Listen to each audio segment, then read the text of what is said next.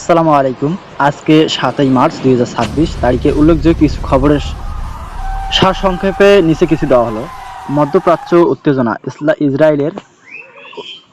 ইসরায়েলের ও ইরানের মধ্যে ক্রমবর্ধমান উত্তেজনা এবং পাল্টাপাল্টি হামলার হুমকি অব্যাহত রয়েছে।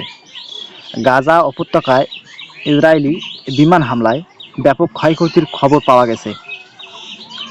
ট্রাম্পের ঘোষণা, ডোনাল্ড ট্রাম্প জানিয়েছে যে মধ্যপ্রাচ্য চলমান সামরিক অভিযানে কোনো নির্দিষ্ট সময়সীমা নেই এবং লক্ষ্য পূরণ করা না হওয়া পর্যন্ত আক্রমণ চলবে।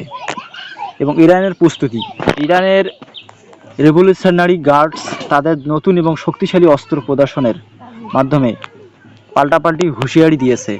সৌদি আরবের ড্রোন হামলা, সৌদি আরবের আরামকো তেল সাধনাগারে বড় ধরনের ড্রোন হামলা খবর পাওয়া গেছে, যা ওই অঞ্চলের জ্বালানি নিরাপত্তায় উদ্বেগ সৃষ্টি করেছে।